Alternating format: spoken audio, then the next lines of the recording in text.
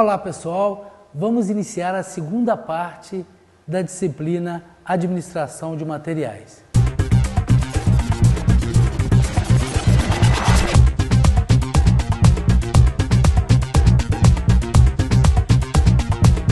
Vamos conversar sobre capacidade, localização e cadeia de suprimentos.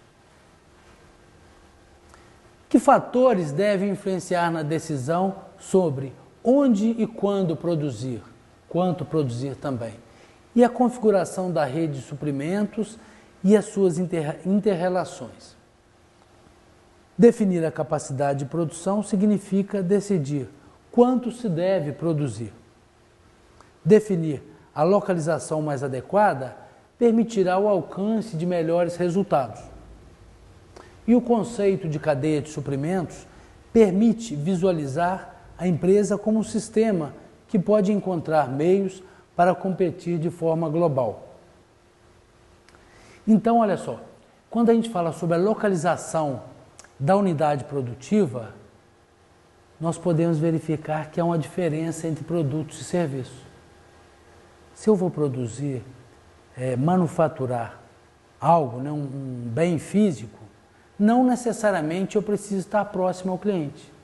Pode ser que seja mais vantajoso eu estar próximo às matérias-primas, próximo aos meus fornecedores. É uma decisão que depende muito do tipo de negócio, mas não necessariamente eu preciso estar próximo, a minha fábrica precisa estar próxima aos clientes. Já no caso dos serviços, é quase uma obrigação. Quanto mais próximo eu tiver dos clientes, mais facilitada será a prestação desse serviço. Por exemplo, se eu vou comprar um produto, eu posso comprar um produto fabricado lá na China, um celular. Mas quando eu vou arrumar esse celular, que eu preciso de um serviço de manutenção, será que é melhor eu mandar para a China ou eu procurar a loja mais próxima da minha casa? Ok?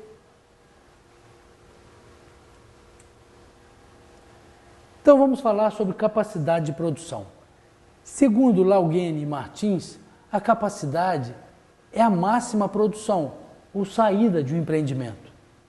Definir a capacidade de produção adequada é uma importante decisão do gestor da área de produção. É uma obrigação do gestor saber quantos clientes ele pode atender naquele restaurante no período do almoço. Por exemplo, quantas toneladas de polpa de abacaxi ele consegue produzir por dia ou por mês. Então a capacidade está relacionada também a um espaço de tempo e ao espaço físico também. Qual será a capacidade de produção adequada para cada empresa? Como saber o momento certo para se aumentar a capacidade? Capacidade é a quantidade máxima de produtos ou serviços que podem ser produzidos em uma unidade produtiva, em um dado intervalo de tempo. Então, quanto eu consigo produzir ou quantas pessoas eu consigo atender, qual é a ocupação máxima da minha estrutura por um período de tempo. Capacidade, então, é um potencial, um máximo a ser obtido, e que ela não precisa ser totalmente utilizada. Então nós temos aqui 3 tipos de capacidade. Capacidade instalada é a capacidade máxima de produção que a empresa pode atingir com a plena utilização de suas instalações e equipamentos. Então a capacidade instalada é aquela capacidade projetada. Nós temos ali um valor que é considerado 100%, a totalidade de produção ou de atendimentos que aquela empresa consegue produzir ou oferecer num período de tempo. Então, capacidade instalada é a capacidade projetada, 100%. A capacidade de produção é a capacidade de produção possível com a capacidade instalada, mais os recursos humanos, materiais, financeiros disponíveis. Então, eu tenho a capacidade instalada, que é a teórica, que eu projetei. E a capacidade de produção é aquela que eu consigo no dia a dia, com todos os problemas, que acontecem: defeitos de maquinário, atraso de funcionários, problema com a entrega de matéria-prima. Então essa é a capacidade que nós conseguimos realizar todos os dias. A gente chama de capacidade de produção, que é a resultante da interação de todos os recursos. E nós temos também a capacidade ociosa, que representa a utilização parcial da capacidade instalada. Então é comum, por exemplo, quando em alguma cidade é inaugurado um aeroporto, durante muito tempo ele funciona com a capacidade ociosa, bem abaixo da capacidade projetada. É normal.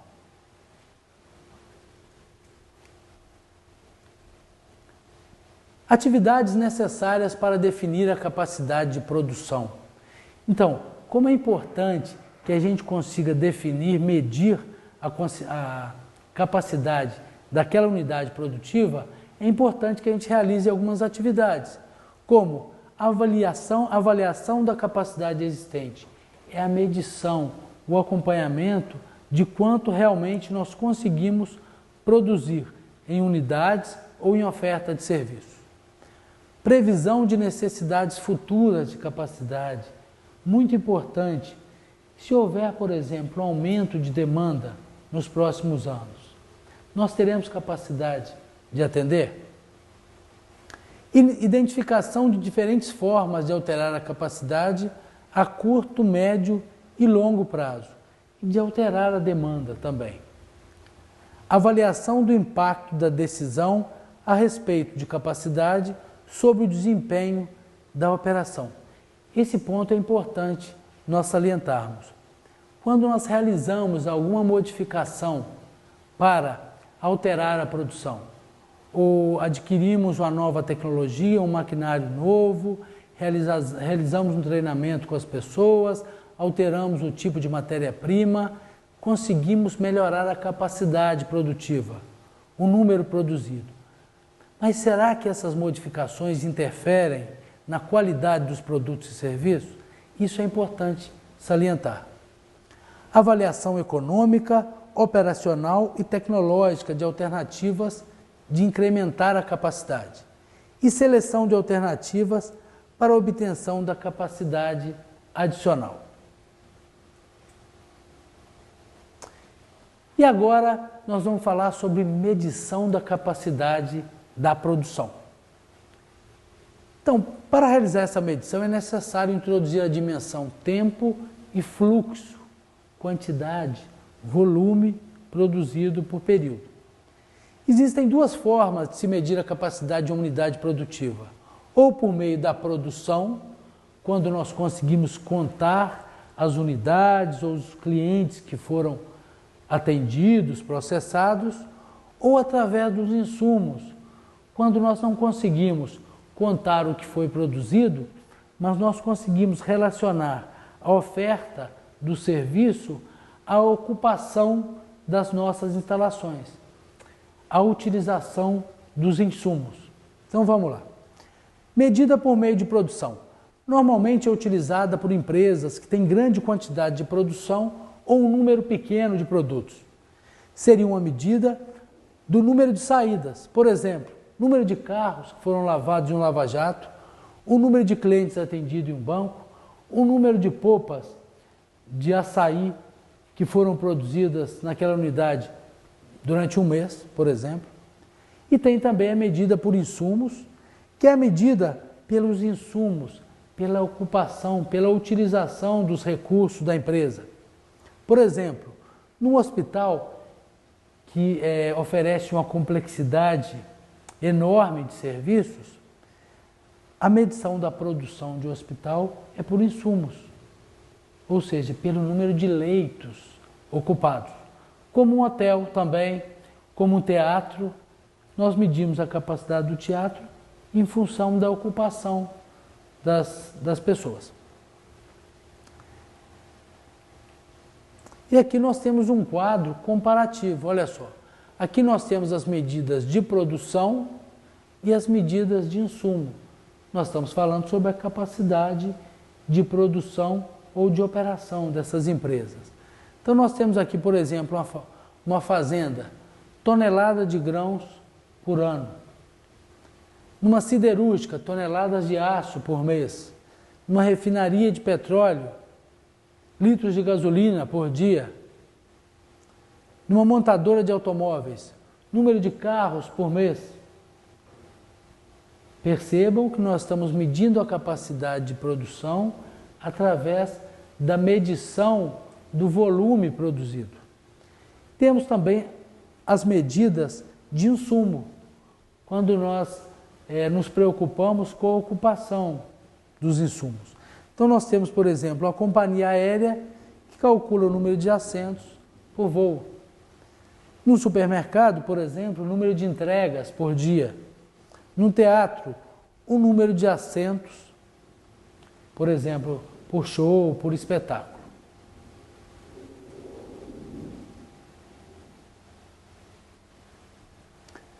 A definição da capacidade deve acompanhar a previsão da demanda.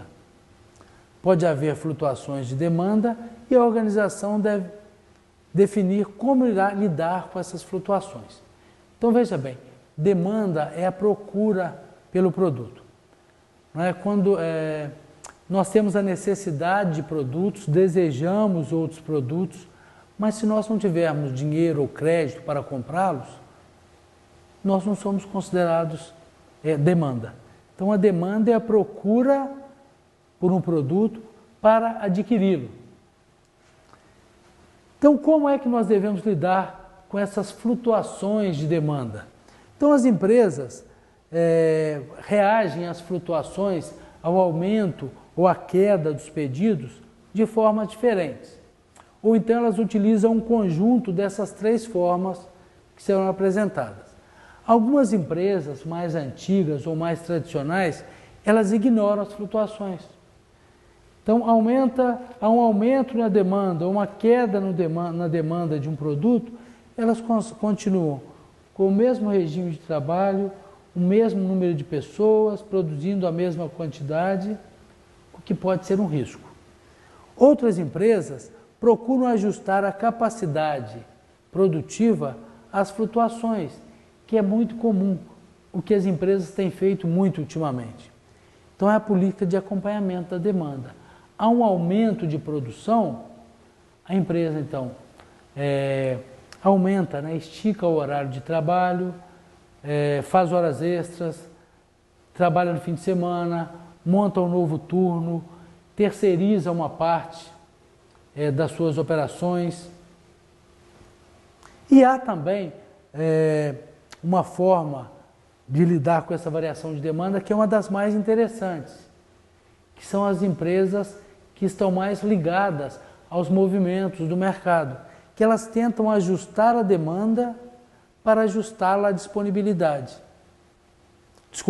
Tentam mudar a demanda para ajustá-la à disponibilidade da empresa. É o que a gente chama de gestão de demanda, que são os efeitos realizados pelo marketing. Quando eles querem incrementar as vendas ou melhorar as vendas dos produtos ou serviços, então as empresas criam um calendário especial, criam um evento especial. Para quê? Para incrementar as vendas. Mesmo que haja a queda na demanda, as empresas desenvolvem artifícios. Por exemplo, os shopping centers, que realizam aquelas promoções com cores diferenciadas de etiqueta, porque eles sabem que naquele período há uma queda na demanda. E eles realizam o que então? A gestão da demanda, tentando ajustar a procura do cliente ao que a oferta, ao que a empresa tem de disponível para ofertar. Ok? Agora vamos falar sobre a cadeia de suprimentos. Nessa segunda parte, falamos sobre a capacidade das empresas e agora vamos falar sobre a cadeia de suprimentos. A cadeia de suprimentos é composta por todos os atores, todos os fornecedores que participam, desde a produção até o suprimento, a entrega, o abastecimento da unidade produtiva e vão também até a distribuição desses produtos ao cliente final. Por isso que nós chamamos cadeia de suprimentos. Todos os atores, todas as empresas que fornecem matérias-primas, serviços, insumos, consultorias e que participam de alguma forma na geração desse produto ou serviço. Então, a cadeia de suprimentos. O gerenciamento da cadeia de suprimentos objetiva sincronizar o fluxo com a demanda de clientes. O fluxo produtivo, adequá-lo, ajustá-lo às necessidades dos clientes. Os fornecedores que compõem essa cadeia de suprimentos são cruciais para esse gerenciamento, pois eles alimentam a empresa de insumos. A gestão da cadeia de suprimentos pode ser definida como a gestão completa da cadeia de suprimento de matérias-primas, manufatura, montagem e distribuição ao consumidor final. A cadeia de suprimentos pode influenciar na localização da empresa, que será o nosso próximo assunto. Localização da unidade produtiva. Então, onde eu vou instalar a minha empresa? Mais próximo da matéria-prima, mais próximo do cliente, dos clientes. Qual seria o local ideal? E é o que nós vamos estudar agora. Onde será a base de produção da empresa? Onde ela se fixará? Onde serão fabricados os produtos ou prestados os serviços da empresa? Deve-se determinar qual a capacidade de produção, onde e quando essa produção será necessária. Então, definir o local da empresa é fundamental. Imaginem vocês, quem vai montar um comércio, é preciso que esteja atento ao fluxo de pessoas, ao fluxo de carros, se aquela rua é mão única ou se é mão dupla, se as pessoas conseguem transitar pela calçada, quem é o público que passa em frente à sua loja. Então, vários fatores vão influenciar o gestor na escolha da unidade produtiva. Vamos a eles. A localização das matérias-primas é fundamental para uma empresa fabril. A mão de obra também. Será que naquele local há mão de obra especializada? Eu vou precisar... Será que eu terei condições de treinar as pessoas daquele local ou contratar mão de obra de outros locais? A água e energia elétrica em abundância? A localização dos mercados consumidores também a gente considera. É longe, próximo, quais são as formas de acesso aos mercados consumidores, as atitudes da comunidade. Então, a comunidade vê com bons olhos a instalação dessa nossa empresa naquele local? Depende do segmento, Imaginem vocês uma empresa, por exemplo, de explosivos ou de produtos tóxicos e que podem contaminar as águas do Rio Tocantins, ou, por exemplo, um presídio. Será que nós vamos aprovar a instalação dessas empresas próximo à nossa casa? Agora, uma escola, um hospital, um parque, uma academia de ginástica são vistas com bons olhos próximas às nossas casas. Então, a atitude da comunidade deve ser considerada. A localização dos concorrentes também é muito importante. Por que é que os concorrentes estão tão próximos ou tão distantes dos clientes? Por que é que eles se localizam naquele lugar?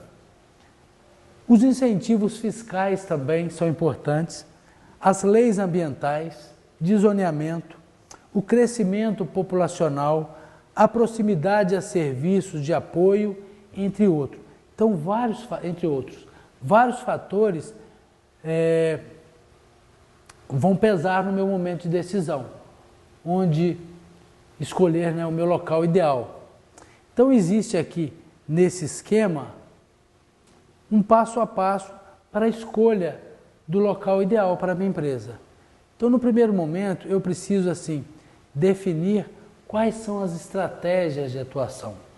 eu estou produzindo, oferecendo o que, para quem, em quais quantidades e volumes, quem é meu público. Eu preciso definir, então, as estratégias utilizadas pela minha empresa para atuar no mercado. E definir também, então, a partir dessas estratégias, as minhas necessidades, em termos de espaço, de localização, de maquinário, de pessoas, de investimento. Então, definindo as estratégias de atuação da empresa e conhecendo as minhas necessidades, eu começo a procurar regiões que sejam viáveis à instalação do processo produtivo. Importante também é desenvolver alternativas de localização. Por vezes é comum nós escolhermos um local e acreditarmos que aquele é o único local. É importante que a gente desenvolva alternativas possíveis em outros locais. É importante que a gente consiga avaliar essas alternativas, quais seriam mais viáveis para que a empresa possa implementar as suas estratégias. E, por fim, selecionar o local dentre todos os locais que foram elencados e estudados, qual o local ideal em termos de custo e benefício para a empresa.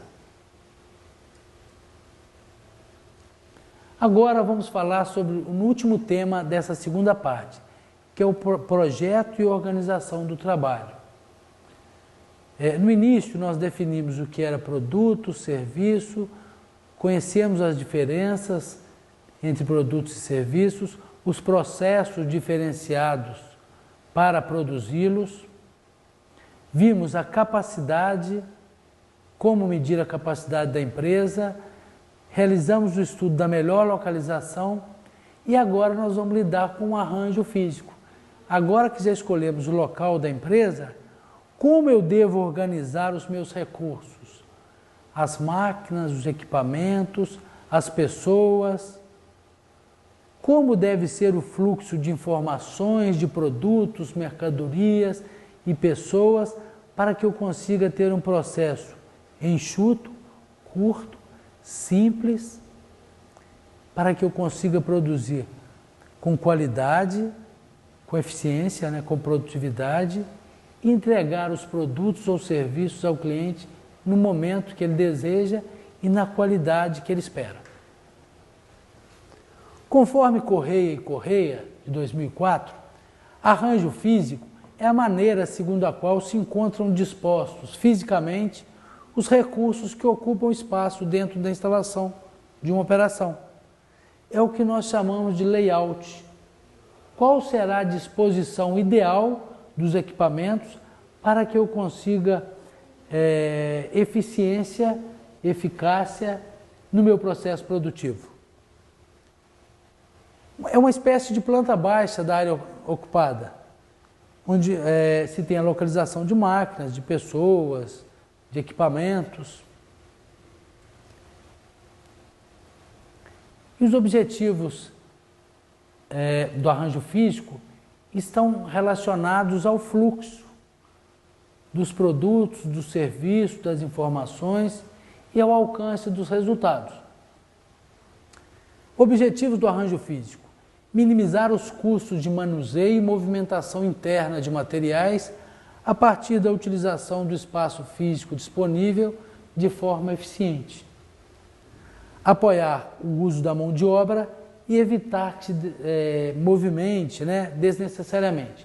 É muito comum nós irmos a uma repartição pública que a gente tem que ir lá no quarto andar, depois a gente volta no primeiro, no segundo. Será que quem pensou, organizou esse trabalho, se preocupou com o cliente? Reduzir tempos de ciclo dentro da operação e garantir fluxos mais linearizados, sempre que possível, e coerentes com a estratégia da empresa.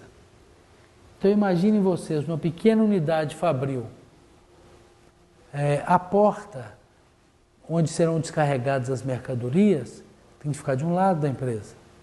A porta onde serão expedidas as mercadorias, também será de outro lado da empresa, para não permitir que os caminhões se cruzem e ocorra um congestionamento na porta da empresa e prejudique aí o seu processo produtivo. Facilitar então a entrada, a saída e a movimentação dos fluxos de pessoas e de materiais. Então, um layout bem pensado, um arranjo físico bem planejado, bem conversado com as pessoas envolvidas no processo, podem garantir um ciclo do produto menor, menos movimentações, menor risco de acidente, ok? Então agora nós vamos apresentar os tipos de arranjo físico. Verifiquem que o tipo de arranjo físico está relacionado, o tipo de layout, ao processo produtivo que nós vimos anteriormente. Então nós temos aqui um arranjo físico posicional ou fixo. Vejam bem, aqui o equipamento que será transformado fica no centro e as pessoas e os demais recursos vão até ele. Lembrem-se da produção de uma estrada, de um navio, de uma ponte, de um edifício, né? Eu não posso levar a ponte lá para o meu escritório, construí-la e depois instalá-la no local. A ponte é construída dentro do rio. Então, todos os recursos serão disponibilizados para o rio, para aquele local. Ou no caso de um navio, de uma estrada. Por isso a gente chama de arranjo físico posicional ou fixo. O produto fica estacionário e todos os recursos vão até ele. Aqui nós podemos lembrar do processo produtivo por projeto. O arranjo físico por processo é um arranjo físico onde nós não consideramos o produto nem o cliente, mas o processo em si. Então aqui nós podemos imaginar um processo de serviços no hospital, por exemplo. No hospital, dependendo do tipo da necessidade que me leva ao hospital, eu vou percorrer um processo. Dependendo do motivo que eu estou lá, será outro processo.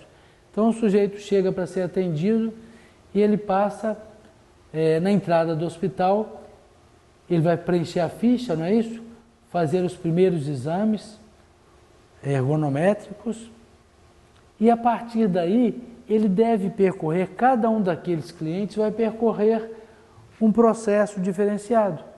Se o sujeito tem, por exemplo, problema no coração, depois daquela primeira avaliação, ele vai percorrer um caminho. Se ele tem um problema de fratura, ele vai percorrer um outro caminho. Se ele for ao hospital para tomar a vacina, é um outro caminho.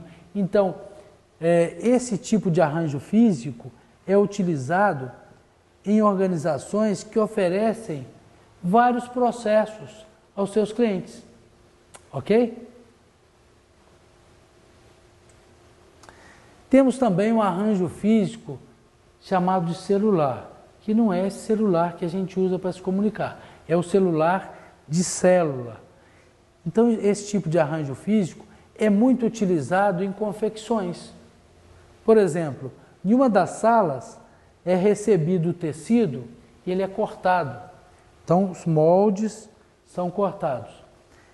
Todos esses tecidos recortados, esses moldes, são enviados para outra sala, onde há aqui uma equipe concentrada, por exemplo, só na costura reta das calças e tudo mais, que é uma costura simples.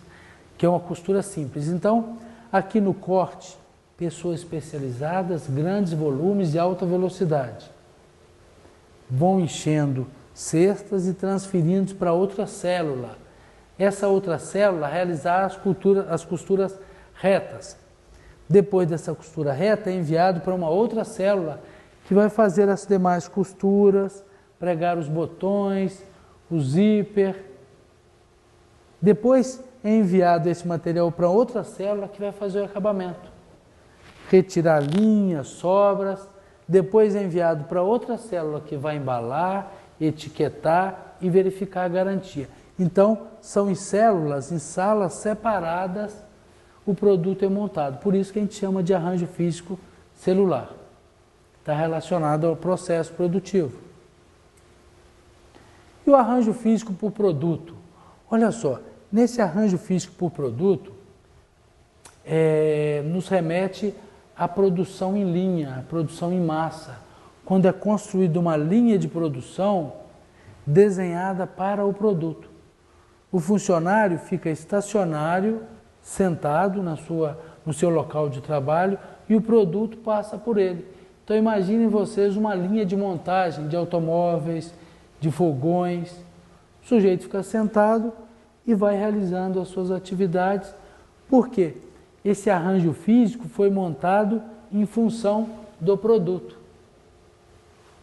No caso, o carro, a geladeira, né? E nós temos também arranjos físicos mistos. Por exemplo, imagine vocês um restaurante, né? Uma churrascaria que oferece comida a quilo, né? Self-service, e também oferece à la carte.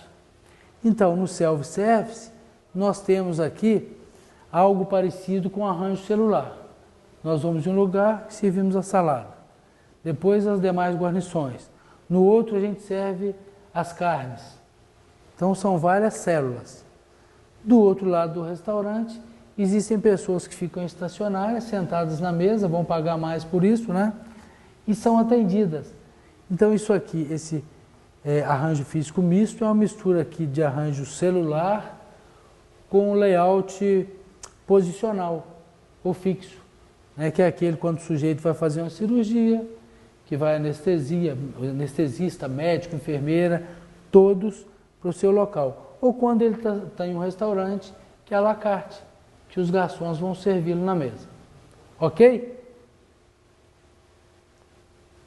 E agora, para finalizar essa segunda parte, a gente vai falar do projeto do trabalho. Ou seja, como nós vamos organizar as pessoas e os equipamentos para alcançar eficiência no processo produtivo. Para definir o projeto do trabalho, várias perguntas terão de ser respondidas, como por exemplo, qual a tarefa a ser executada em cada fase da produção? Que características são necessárias para a execução da tarefa? Que habilidades? Qual tipo de treinamento, capacitação é necessária? Quando a tarefa deverá ser executada? Onde será executada? Por quê? Há necessidade de se realizar aquela tarefa? Qual o método, a forma de se utilizar? Então, quando a gente fala de organizar o projeto de trabalho, é isso. É verificar se aquilo que nós fazemos está de acordo com o desejo do cliente, com o que ele vai receber no fim. Então, nós pensamos em layout e agora como essas coisas, como essas partes se interagem para que a gente consiga eficiência no final do processo. Então, é preciso que a gente saiba realizar a análise do trabalho. A análise é aquele estudo das partes do trabalho. Então, vamos supor que eu seja contratado e chegue hoje para gerenciar, supervisionar ou para trabalhar na produção de uma empresa, seja ela qualquer, produtora de produtos ou de serviços.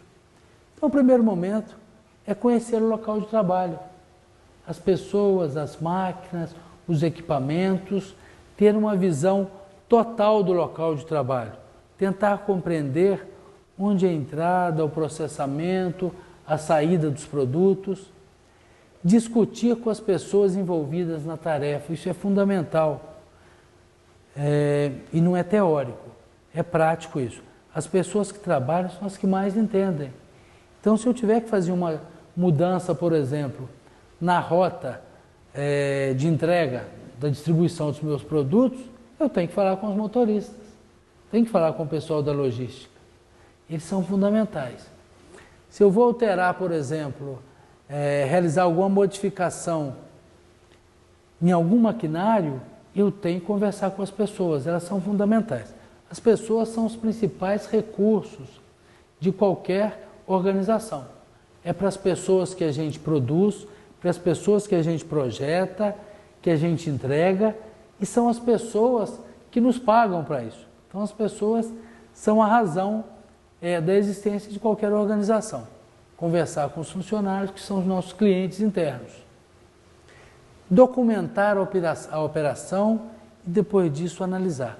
Ou seja, é importante que ao conhecer o local de trabalho e conversar com as pessoas, que eu desenhe, que eu tenha um esquema de toda a produção, de todo o processo, que eu posso levar esse desenho para casa e pensar num outro momento, analisá-lo com calma, distante do problema, e depois retornar.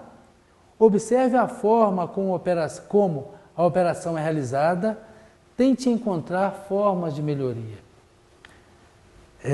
Um dos conceitos da qualidade é que tudo que existe pode ser melhorado. Então, todo o processo pode ser melhorado. Depende do quê? Da nossa capacidade de observação e análise. Propor um método melhorado, implantar um novo método e acompanhá-lo. Implantar e avaliar constante e ciclicamente. Ou seja, como o desejo de todo gestor é que o seu processo seja melhorado constantemente em função do quê?